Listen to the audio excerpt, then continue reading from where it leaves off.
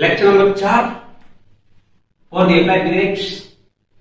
आज जो बात करने वाले हैं that is for the major loss. उनमें बात करेंगे मेजर लॉस क्या है और फ्रिक्शन लॉस कहां पर होता है ज्यादा, और उनमें कौन से इक्वेशन आपको हेड लॉस के लिए फाइंड आउट करने के लिए पूछते हैं एग्जाम में, और उनके ही यूज से आपको वेलोसिटी की फॉर्मूला, चेजिस फॉर्मूला किस तरह से फाइंड आउट करनी होती है, और एक एग्जांपल जो यूनिवर्सिटी के एग्जाम में पूछा गया था, ये चीज, ये 3 टर्म आज हम पढ़ने वाले हैं।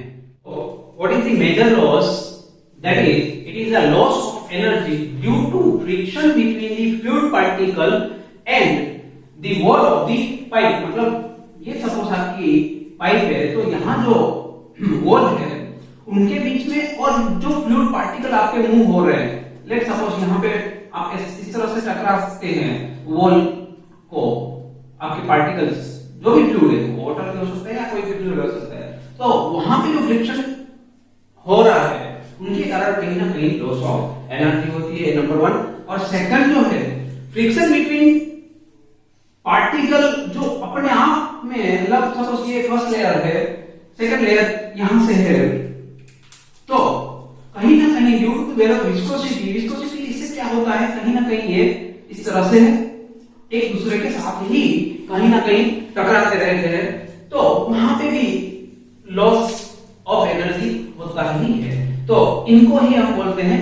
मेजर लॉस, जो ड्यू टू द फ्रिक्शन ही होता है, बट वो फ्रिक्शन या तो फ्लूइड पार्टिकल के साथ वॉल का हो सकता है, या तो themselves, मतलब friction between the fluid particle due to the viscosity of the fluid. So आपको अगर डेफिनेशन में 1 मार्क्स या 2 मार्क्स के लिए पूछते हैं इनके बारे में, मेजर लॉसेस के बारे में और माइनर लॉसेस के बारे में, माइनर के लिए तो मैंने आपको बात कर दी थी पिछले लेक्चर में, लेक्चर नंबर 3 में। आज मेजर लॉस के बारे में भी बात कर दी है। अब हम बात करते हैं जो हेड लॉस फाइंड करना है वो किस हिसाब से करते हैं, उनमें कौन सा इक्वेशन है और कितने मार्क्स का डेरिवेशन आपको पूछते हैं। ये जो क्वेश्चन है वो आपके लिए बहुत ही मोस्ट इंपोर्टेंट है, क्योंकि पिछले 5 पेपर्स में 3 बार पूछा गया है, मतलब 60% चांसेस है उनके कि वो पूछते ही है। अब जो दो टाइम नहीं पूछा है वहां पे आपको एक एग्जांपल पूछ लिया है, तो कहने का मतलब यही है 5 में से 4 बार इनका या तो यूटिलाइज पूछा है या तो ये क्वेश्चन ही पूछा है आपको, तो आपको 100% ये करके ही जाना होगा, क्योंकि अगर 7 मार्क्स आ जाते हैं आपके, तो अगर पास करने के लिए अगर आप प्रिपेयर हो रहे हो तो आपका 30% काम यही खत्म हो गया, क्योंकि 22-23 मार्क्स के लिए पासिंग मार्क्स है, तो 7 मार्क्स अगर यहां से आ जाते हैं और आपके 10 से 15 मिनट ही लगेंगे उनको रिमेम्बर करने के लिए, उनको याद करने के लिए, और ज्यादा कुछ है ही नहीं अंदर। बस जैसे जैसे स्टेप्स आगे बोलते जाऊं मैं, वो आप नोट करते रहिए और दिमाग में आपके अंदर जाने दीजिए उनको। तो सबसे पहले यहां फ्लो हो रहा है, ये होगा आपका P1 प्रेशर, और सामने जो एक्सटेंट प्रेशर होगा वो P2 ही होगा, और रेजिस्टेंस कहीं ना कहीं ड्यू टू द फ्रिक्शन हम सब नाम लेते हैं उनको F। तो उनकी डायरेक्शन पहले देख लीजिए, डायरेक्शन कौन सी होगी, against the flow direction. Flow इस तरफ है तो फ्रिक्शन होगा आपका इस तरफ। तो अगर हम इक्वेट करते हैं फोर्सेस को, सेक्शन 1 पर फोर्स और सेक्शन 2 पर फोर्स, तो सेक्शन 1 पर फोर्स होगा वो pressure force P1 into A1 ही होगा, और यहां पे P2 into A2 प्लस ये जो फ्रिक्शन फोर्स है वो होगा। तो सबसे पहले याद रखना क्या है, इक्वेट करना है forces section 1 and section 2। Forces for the section 1 only pressure force and section 2 pressure plus friction. Okay, तो पहला स्टेप आपको याद रह जाएगा।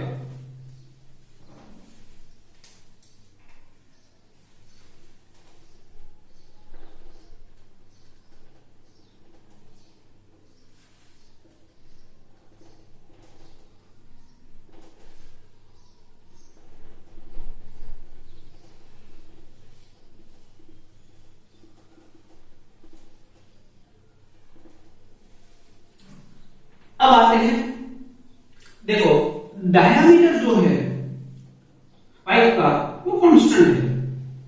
अगर मैं डायमीटर कांस्टेंट ले रहा हूं दैट मींस A1 और A2 दोनों क्या हो सकते हैं, सेम, मतलब सेक्शन 1 पर जो आपका डायमीटर है वही सेक्शन 2 पर है, दैट मींस आप A1 A2 लिख सकते हो। तो अगर आपको फाइंड क्या करना है, अल्टीमेटली फ्रिक्शन पे ही जाना है, तो फ्रिक्शन को पहले यहां से अलग कर देते हैं, तो क्या होगा आपका फ्रिक्शन फोर्स जो है P1 A1 minus P2 A2। अब आपको पता है A1 A2 है, तो P1 into A minus P2 into A आप लिख सकते हो।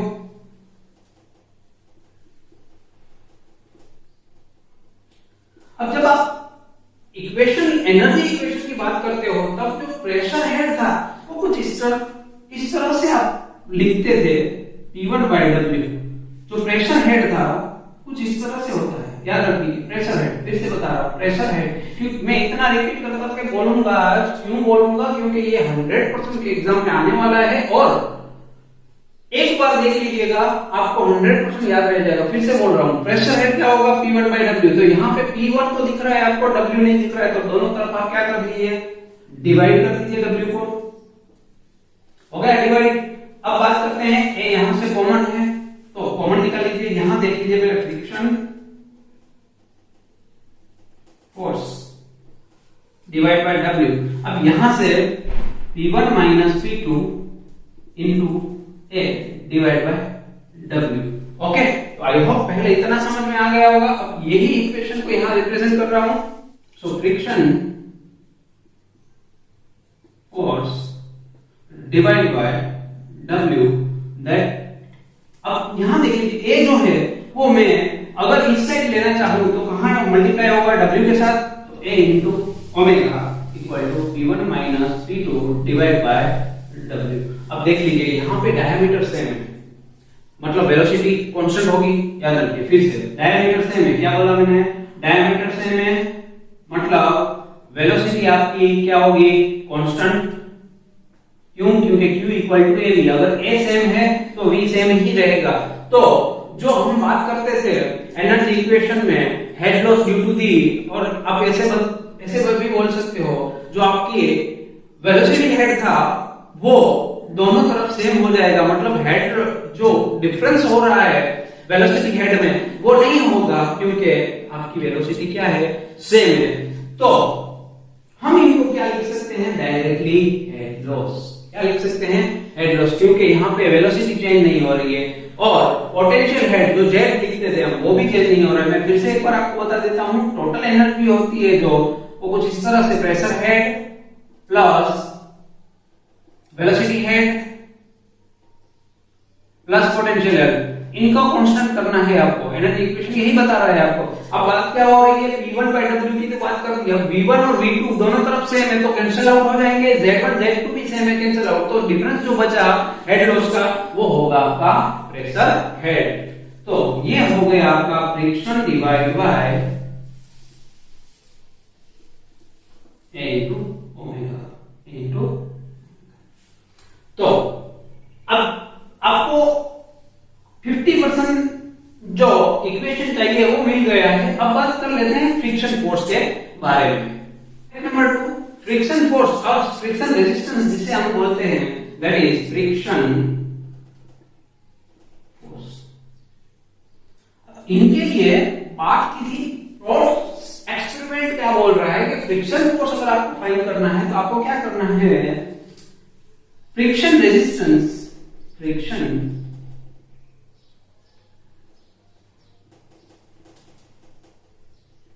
और यूनिट एरिया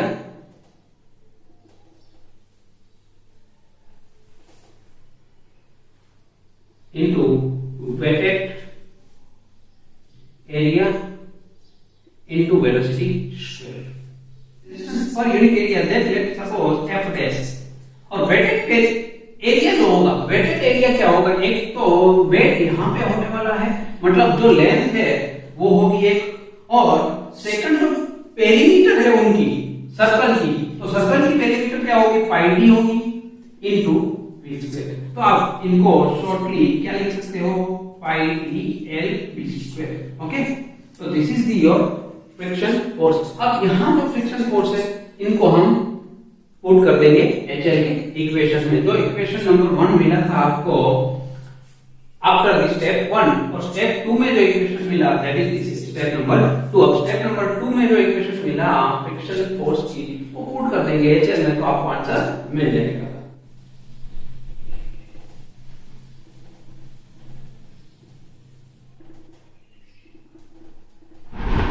एक ही वैल्यू जो होगी पाई by 4 D square, so pi d L into D square, इनकी वैल्यू पुट करेंगे पाई बाय 4 डी स्क्वायर और w का w ही रहने देते हैं। ये होगा आपका हेड लॉस। तो हेड लॉस क्या लिख सकते हो, यहाँ से एक d कैंसिल होगा, एक y कैंसिल होगा, 4 जो डिवाइड में वो हो जाएगा ऊपर, तो 4 f dash into l D square upon d into. अब हर इंसान कुछ करता है तो अपनी छाप कहीं ना कहीं छोड़ के जाता है। तो यहाँ पे भी क्या किया, डार्किश ने अपना एक कोएफिशिएंट इनपुट किया। उन्होंने क्या किया, एफ डैश की जो वैल्यू है उनको एक नया नाम दे दिया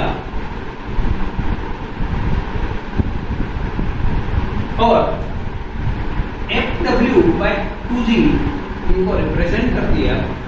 तो होगा क्या, इक्वेशन में HL के लिए एफ डैश की वैल्यू पुट कर दीजिए यहां से L B square divide by D होगा। तो अब होगा क्या, यहां देख लीजिए ये जो W है वो कैंसिल हो जाएगा। अब 4f एल बी स्क्वायर और ये 2g को जो है उनको d के साथ मल्टीप्लाई कर दीजिए। तो यही आपका हेड लॉस का इक्वेशन था। ये इक्वेशन हमने यूज भी किया था जब हमने बात की थी सबसे पहले या सेकंड लेक्चर में। तो अगर आपको 7 मार्क्स के लिए पूछते हैं तो यहाँ तक आपको फाइंड आउट करना होगा। तो आई होप आपको समझ में आ गया होगा। अगर कुछ समझ में नहीं आता है तो आप पूछ लीजिए कमेंट करके। बट 100% ये क्वेश्चन आएगा ही आपको एग्जाम में। एग्जाम में बहुत इंपॉर्टेंट क्वेश्चन है। बट जैसे हमने वादा किया था आगे कि एक इक्वेशन लिखा के हाँ v के बदले q के टर्म में लिखा था, तो अगर वो एग्जाम में आप नहीं करोगे तो भी चलेगा। बट अगर करना है v जो है उनको q टर्म में रिप्रेजेंट करना है तो किस तरह से करेंगे वो हम बता देते हैं। तो अगर एग्जाम में पूछते हैं तो यहाँ तक ही आपको करना है, आगे कुछ करने की जरूरत नहीं होगी। हम रिप्रेजेंट करते हैं इनको q के टर्म में। अब q इक्वल टू क्या होगा, AB होगा।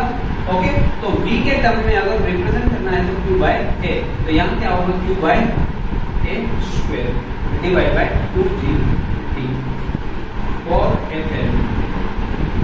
ये q स्क्वायर और a square pi by 4 into d square, तो इनका स्क्वायरिंग कर देते हैं।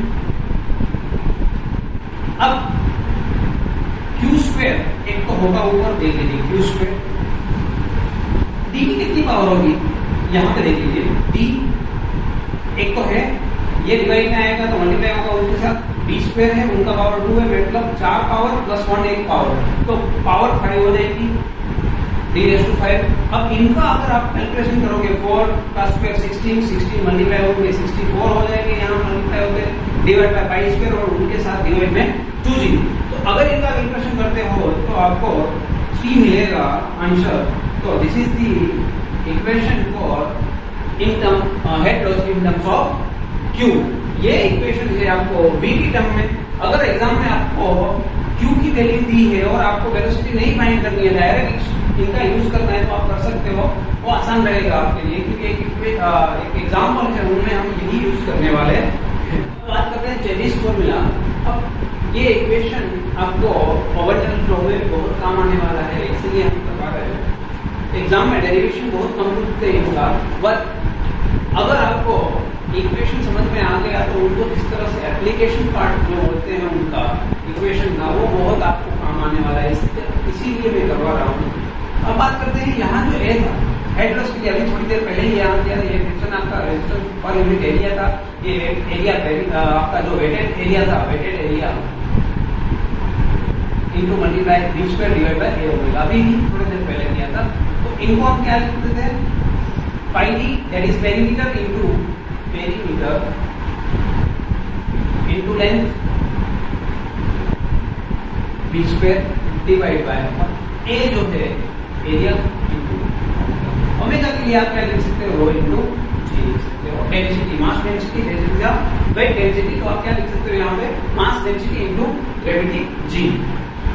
अब एफ डेस डिवाइड बाय रो जी, अब ये जो पेरीमीटर है उनके डिवाइड में ए कर दूं, और यहाँ लेंथ एल है और वी है आपका v square. A by B की बात करते हैं, ए बाय एरिया।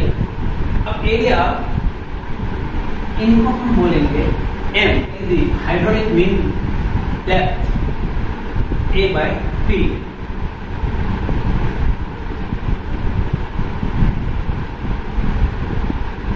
तो यहां से F S rho G that is 1 by L into L B square. आगे बढ़ते हैं, हमें फाइंड क्या करना था, एच एल तो ऑलरेडी हमने फाइंड कर लिया है, किस हिसाब से करते थे, आगे जो डार्किश ने इक्वेशन दिया है उनके हिसाब से हम फाइंड कर लेते हैं। बात हो रही है वेलोसिटी की, तो वेलोसिटी हमें फाइंड करनी है, यहाँ पे क्या करना है, वेलोसिटी फाइंड करनी है। तो अब फाइंड करेंगे वेलोसिटी के बारे में। तो वेलोसिटी यहां से मैं लिख रहा हूं, वेलोसिटी इक्वल टू क्या हो सकता है, वी स्क्वायर है। तो इनके साथ जो भी मल्टीप्लिकेशन में होंगे वो एच एल के साथ डिवाइड में जाएंगे, और जो डिवाइड में हो मल्टीप्लाई में चले जाएंगे। तो एच एल इंटू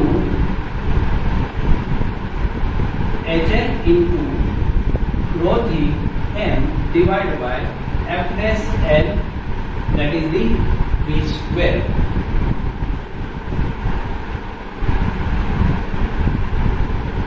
अब एच एल बाय एल इनको नाम दे देते हैं i, that is hydraulic gradient, hydraulic gradient. तो एच एल बाय एल को आई रिप्रेजेंट कर दीजिए, एच एल बाय एल को ये हो गया आपका i, i into rho g into m divide by f. अब rho g upon f into i into m. इनको नाम चेरी ने सी कर दिया, सी स्क्वायर। क्या कर दिया, सी स्क्वायर। इनको बोलते हैं जेरिस कोएफिशिएंट। अब हमें फाइंड क्या करना है, वी। तो जैसे ही स्क्वायर रूट निकालोगे तो सी, और ये होगा आपका under root I into M. M जो है वो आपका ए बाय पी था, और आई जो है वो एच बाय एल था, और सी जो है वो कोएफिशिएंट है। वो डिफरेंट टाइप ऑफ कंडीशन के लिए अलग अलग होता है। तो अगर वो कोएफिशिएंट आपको पता है और लॉस अगर पता है, लॉस कहां से पता चलेगा, आगे फ्रिक्शन लॉस की बात की तो वहां पे फ्रिक्शन लॉस डार्किश ने इक्वेशन दे दिया, तो वहां से हमने फाइंड आउट कर लिया। और m जो है that is the area and perimeter. Area तो आपको पता ही होगा, अगर area pi by 4 D square काटे तो पाई बाय 4 डी स्क्वायर है, पेरीमीटर पाई डी है। तो यहां से आप वेलोसिटी फाइंड कर सकते हो। स्पेसिफिकली ये ओपन चैनल फ्लो में आपको बहुत काम आने वाला है। क्यू दिया है दैट इज 60 लीटर पर सेकंड, तो इनको कन्वर्ट कर देंगे 10⁻³ मीटर क्यूब पर सेकंड। सेकंड याद रखना, रेडियस दिए, क्या दिया है, रेडियस। अगर रेडियस दिए है तो आपको डायमीटर फाइंड करने के लिए, क्योंकि आपके जो भी इक्वेशन है वो बेस्ड ऑन डायमीटर है, तो भूल हो सकती है आपसे एग्जाम में, इसलिए डायरेक्टली मैं रिप्रेजेंट कर रहा हूँ 2 इंटू आर को। ये आपको दिया है 0.08 मीटर, तो मल्टीप्लाई 2 कर देंगे तो आपको मिल जाएगा 0.16 मीटर। एक आपको the specific gravity, specific gravity that is 0.85। वो आपको पावर के लिए काम आएगी, क्योंकि वो स्पेसिफिक जो ग्रेविटी होती है वो आपको मल्टीप्लाई करनी होगी। वहां पे हम बात करेंगे उनके बारे में, स्पेसिफिक ग्रेविटी के बारे में। आपको दिया है दैट इज 900 मीटर। याद रखना ये मीटर में होना चाहिए। कई बार ये आपको तकलीफ देने के लिए किलोमीटर में भी दे सकते हैं, बट आपको मीटर में कन्वर्ट करना होगा। एक है वो गिवन है आपको, दैट इज 0.0025। अब यहाँ देख लीजिए आपको क्या दिया है, क्यू दिया है। तो मैंने आपको क्यू के लिए भी इक्वेशन दिया था डार्किस का, क्या था, दैट इज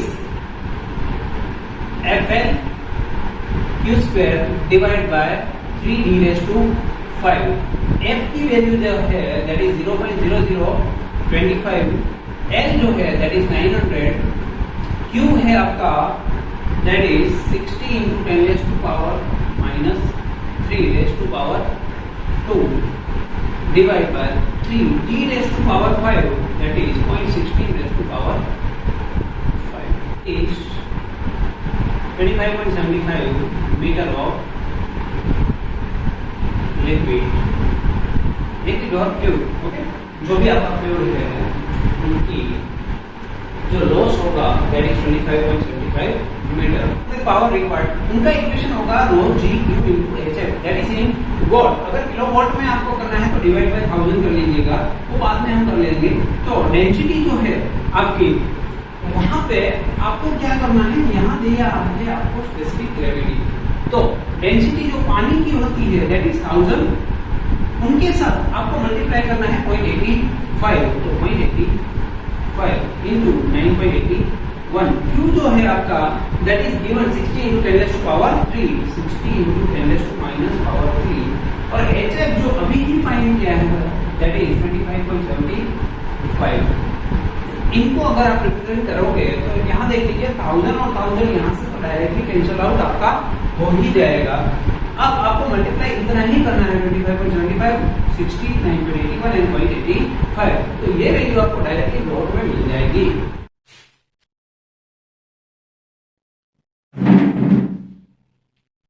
तो यहाँ हम जो आपका फर्स्ट मॉड्यूल था, जो इम्पोर्टेंट क्वेश्चन जो एग्जाम में आपको पिछले 5 पेपर में पूछे हुए थे वो हमने कंप्लीट कर दिया है।